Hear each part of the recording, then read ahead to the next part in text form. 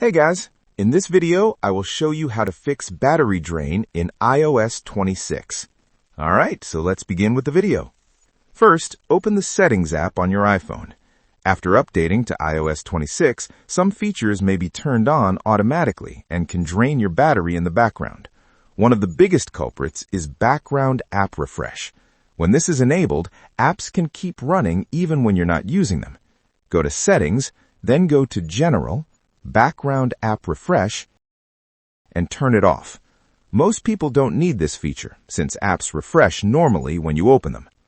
Another major battery drain comes from location services. Open Settings, go to Privacy and Security, tap on Location Services, and scroll through the list of apps. Look for apps set to Always or showing the location arrow icon. Change these to while using the app or never, especially for apps like social media. Then scroll down to System Services and review those options as well. Make sure to open Significant Locations and turn them off, as this feature tracks places you visit frequently and uses extra battery. Your iPhone may also be checking email in the background without you realizing it. So go to Settings, then go to Apps section. Here, look for Mail,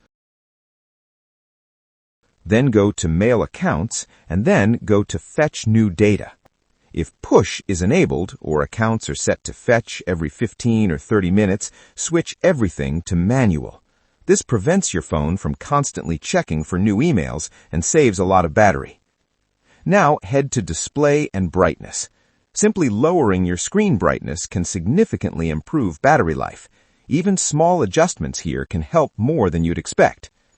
Finally, open Settings, then go to Battery to review your battery usage. Check which apps use the most power and look for any that were active in the background unexpectedly. Close or limit those apps when you're not using them. You also have Low Power Mode here. It reduces background activity, dims the display faster, and limits certain features like 5G and background syncing.